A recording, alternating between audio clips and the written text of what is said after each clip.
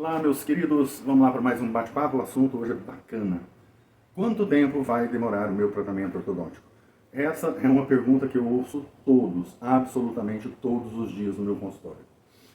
E eu tenho um grande problema que é falar para as pessoas aquilo que é verdade. Às vezes isso incomoda as pessoas. Elas gostariam que a gente soubesse realmente quanto tempo vai demorar o tratamento ortodôntico. Mas para a infelicidade delas e para o bem do tratamento, eu sempre digo, não sei. E por que você não sabe? Bom, eu não sei porque isso não depende exclusivamente de mim. Depende, por exemplo, das taxas de cálcio, de vitamina D e de uma outra série de substâncias que está no organismo do nosso paciente e que a gente não sabe simplesmente como elas estão, se estão bem administradas ou não. Se elas vão ser favoráveis aos movimentos que a gente precisa. O movimento ortodôntico, o tratamento ortodôntico, não é um tratamento ou um movimento físico. Ele é um movimento biofísico. Para a gente ter uma movimentação ortodôntica, não basta apenas a gente empurrar um dente para lá ou para cá. Depende da condição biológica do organismo. E além desse problema, tem outros problemas relacionados. Por exemplo, sanidade do ligamento periodontal. O que é isso? Veja, o dente não é preso no osso. Se o dente fosse preso no osso, a gente não conseguiria movimentar ele no tratamento ortodôntico. Então veja bem, a gente tem o osso, ao redor do alvéolo, que é onde se encaixa a raiz, tem umas fibrazinhas chamadas fibras do ligamento periodontal, que funcionam como que um amortecedor no dente, por exemplo, na hora que a gente está mastigando. Se essas fibras do ligamento periodontal não estiverem presentes, não há movimentação. Se essas fibras estiverem perdidas, por exemplo, a nossa movimentação fica prejudicada. Então vamos ver num caso como esse. Percebe? O dente vem até aqui. Está vendo isso aqui embaixo? Isso é a raiz do dente, não é o dente. Ou seja, aqui não tem ligamento periodontal. Tudo que a gente fizer aqui vai contribuir para a perda desse dente. É lógico, alguns vão dizer, extrai tudo e coloca um implante no lugar. Existem outros profissionais que vão dizer, não, vamos manter aquilo que é seu, aquilo que a natureza estipulou como melhor, enquanto a gente puder. E se um dia no futuro você perder esse dente, a gente substitui ele pelo implante. Esses problemas do ligamento periodontal podem acontecer, e muitas vezes acontecem, por conta desses pontinhos mais claros aqui, ó, que é acúmulo de tártaro.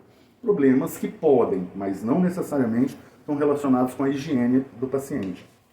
Outro problema que pode complicar ou prolongar o nosso tratamento ortodôntico é a própria complexidade do tratamento. Quando nós vemos esses dois casos, eu acho que fica até um pouco fácil da pessoa falar, esse tratamento de cima é mais fácil que esse de baixo, porque esse tratamento aqui é só alinhar os dentes e fechar. Mais ou menos, pessoal, porque a visão do paciente é essa que vocês tiveram agora, mas a nossa visão é outra. A gente vê coisas que vocês geralmente não veem. Por exemplo, esse paciente não fecha os dentes desse lado, não fecha os dentes desse lado, ele fecha a ponta dos dentes da frente. Ou seja, esse paciente não mastiga, ele só mastiga com os dentes na frente. E por isso ele vai quebrando esses dentes aqui. Outra coisa, nessa região esse paciente deveria ter 2 dentes. Ele tem uma ocorrência chamada supranumerário. É um dente a mais que apareceu na boca dele. Isso é uma exceção, mas complica um pouco o tratamento. E entre as coisas que o paciente não consegue ver, tem detalhes, às vezes um pouco aberrantes, como por exemplo, veja bem, o meio da boca desse paciente embaixo é aqui. O meio da boca desse paciente em cima é aqui. Ou seja, todo o sorriso dele está desviado para aquele lado. E para corrigir isso, a gente tem que extrair um dente aqui, pegar esse dente, trazer para cá, pegar esse dente, trazer para cá, pegar esse dente, trazer para cá, pegar esse... Ou seja, a gente tem que movimentar dente a dente, um por um, para o outro lado da boca para acertar a linha média desse caso. E esse é um processo demorado. Outro dos problemas bastante comuns que a gente observa naquilo que compete à dificuldade ou não do tratamento ortodôntico são as interposições deletérias. Olha só que bacana isso. Este paciente tem um problema de interposição de língua. E a interposição de língua não é só colocar a língua para frente. Pode ser espraiar a língua, ou seja, ocupar todo o volume interno da boca, ou onde estão os dentes. Nesse caso, a interposição de língua era tão grande a ponto de inclinar todos os dentes da boca para fora. E tirar desse estado e passar para esse estado é um tratamento complexo. Esse é um agravante de interposição de língua. Mas existem outras interposições. Por exemplo, essa também é uma interposição deletéria. Observa isso. Percebe aqui? É o formato de um polegar certinho. Essa pessoa tinha uma interposição deletéria, ou seja, o hábito de sucção digital. Enquanto esta paciente não perder esse hábito, nenhum tratamento ortodôntico pode dar certo. Então, tirar o paciente dessa situação e levar para essa depende da colaboração do nosso paciente perdendo um vício ou um hábito. Mais um fator que a gente tem que discutir é o comprometimento do ligamento periodontal. Olha isso. Quando a gente vê essa situação, ou seja, a raiz fora da gengiva, a gente deve associar que o problema não está na gengiva. Veja, o que prende o dente é o osso e o ligamento periodontal.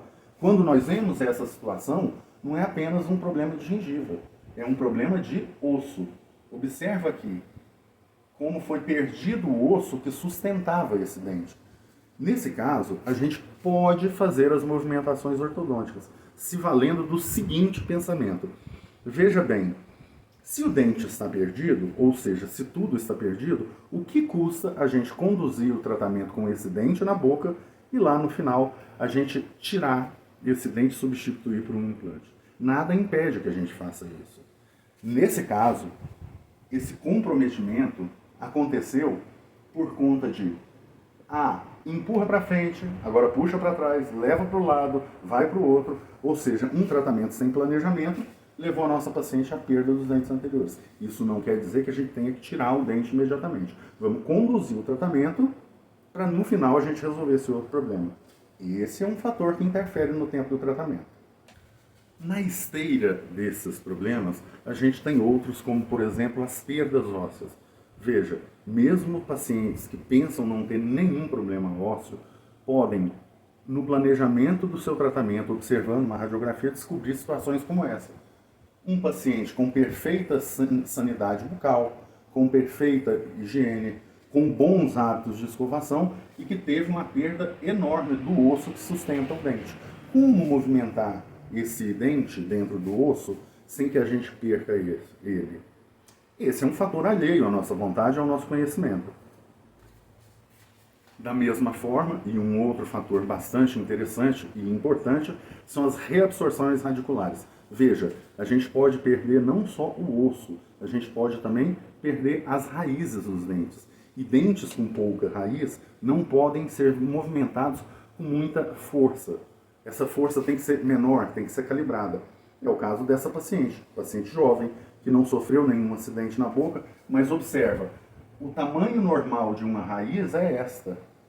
As raízes dos dentes da frente dessa paciente estão encurtadas. Ou seja, por um fator qualquer que a gente desconhece, ela está perdendo as raízes do dente. E a gente não pode acelerar esse processo aplicando uma força excessiva ou descalibrada. Mais um dos fatores que influenciam no tempo de tratamento são as descompensações iatrogênicas. O que é isso? Em um tratamento ortodôntico pregresso, foi aplicada uma força inadequada ou uma força antagônica àquela que deveria ser feita. E quando eu digo isso, eu estou falando que talvez o nosso dente devesse ser movimentado para frente, mas o ortodontista movimentou para trás. Este movimento pegou a ponta da raiz do nosso dente e jogou para fora do osso. Esse é um dente perdido, como acontece nesse caso. Essa aqui é uma imagem retirada de uma tomografia, mas mesmo não entendendo muito bem isso, é fácil perceber que esse dente da frente dessa paciente foi perdida exatamente pelo uso do aparelho, levando as raízes do dente para posições inadequadas. Um dos fatores que mais interferem no tempo de tratamento ortodôntico é esse aqui. É a incapacidade de planejamento ou dúvidas na execução do tratamento. Esse é um fator que não depende do paciente, depende do profissional. Mas a escolha do profissional depende do paciente. Indiretamente, esse fator também está condicionado ao paciente, ou melhor, à escolha dele. A impossibilidade ou incapacidade de entender os mecanismos da ortodontia e conduzir o seu tratamento dentro de parâmetros que não danifiquem e que deem um bom engrenamento e boa estabilidade pós-tratamento ortodôntico é algo que pode levar o seu tratamento a se estender. Estender por quanto tempo? 1 ano, 2 anos, 3 anos, 4 anos, 30 anos. Você exagerou, 30 anos. Conhece a minha secretária, a Daiane? Pergunta para ela quantos anos ela usa o aparelho. Falado isso, vamos passar para os fatores que estão restritos aos pacientes, que são as faltas às sessões, descompromisso com o tratamento, quebra de aparelho e o não uso de dispositivos que a gente pede para o paciente usar. Então vamos lá, faltas ao tratamento. Tem gente que durante 1 ano tem 12, 14 faltas no tratamento, ou que desmarca as sessões sucessivamente, se não deixa o tratamento andar bem. Outros pacientes, todas as semanas, retornam ao consultório com o aparelho quebrado. E há pacientes que também têm simplesmente o descompromisso com o tratamento. Isso é o quê? Não usa um elástico que a gente pede para usar, falta a sessão, desmarca, esquece da sessão, chega atrasado, não escova bem os dentes, não ouve, ou melhor, não atende aos nossos pedidos de que ele foque no tratamento dele para andar bem, ele simplesmente não está nem aí se vai demorar ou não vai demorar. E agora a gente recai na pergunta inicial. Quanto tempo vai durar o tratamento ortodôntico? Olha, existe uma abordagem cientificista, ou seja, a resposta que o ortodontista deve te dar é não sei. Por mais que doa essa resposta, por mais que desagrade o paciente, essa é a resposta honesta. Nós não sabemos praticamente nada do futuro, praticamente nada conhecemos. Nós sabemos de alguns casos parecidos, que tiveram resultados parecidos. Mas dizer que é capaz de prever todas essas intercorrências que nós falamos no seu período de tratamento, isso é impossível. Isso é anticientificismo. E em seguida, moçada, tem o problema do cocoricó. Cocoricó é o quê? As pessoas adoram, os pacientes adoram ser iludidos. E os profissionais sabem disso. Então tem muito profissional que está esperando nas suas clínicas, nos seus consultórios, que o paciente chega e fala assim, quanto tempo vai durar o meu tratamento? E ele tira da manga o 2 anos. Isso é comum de ouvir. Tanto é que muitos pacientes já chegam no consultório, em vez de perguntar quanto tempo vai durar o tratamento, já falam assim, vai durar uns 2 anos, né? E eu, infelizmente, digo, não sei. Mas, para a felicidade do paciente, ele não foi iludido. A questão do cocoricó, é melhor a gente ver o vídeo para entender isso.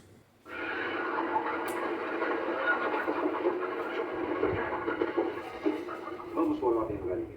Você passou a vida inteira comendo caldo de galinha americana ou de galinha suíça. Experimente agora a legítima galinha caipira brasileira da Arisco. Por quê? Bem, porque a galinha caipira da Arisco é a única que contém cocoricó. Galinha caipira da Arisco, a única que contém cocoricó. Faltou falar ali no final, organizações tabajaras, né? Então, pessoal, o problema é esse. Vejam, as pessoas adoram, elas amam comprar cocoricó. Cocoricó é o quê? É a promessa. Elas adoram comprar bilhete da loteria que está premiado. Elas adoram comprar o suco detox que emagrece 30 quilos em uma semana. Elas adoram tomar medicação que mata protozoário para matar vírus. As pessoas adoram, desculpem a palavra, ser enganadas. E tem um monte de gente que adora encontrar essas pessoas. E quando os dois se encontram, dá negócio. Para quem é ruim a questão da previsão do tempo? Para o profissional ou para o paciente? Duplamente para o paciente. Porque o profissional te fez uma promessa. E quando vai chegando aquele tempo em que ele deu como limite do final do tratamento, ele começa a acelerar o seu tratamento.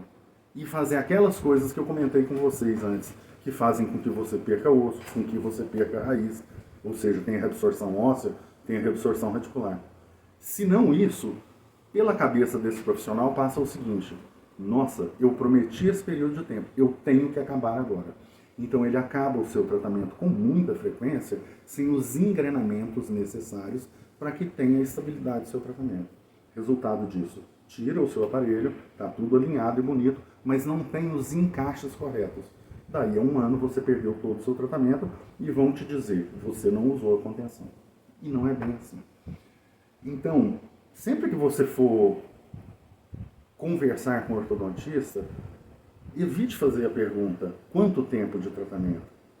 E geralmente a segunda pergunta, o segundo questionamento é, mas mais ou menos quanto? Lembra que em ciência não existe mais ou menos, é ou não é. E a verdade é ou não é também. É impossível adivinhar o tempo de tratamento, porque isso está no futuro. Façam perguntas do passado.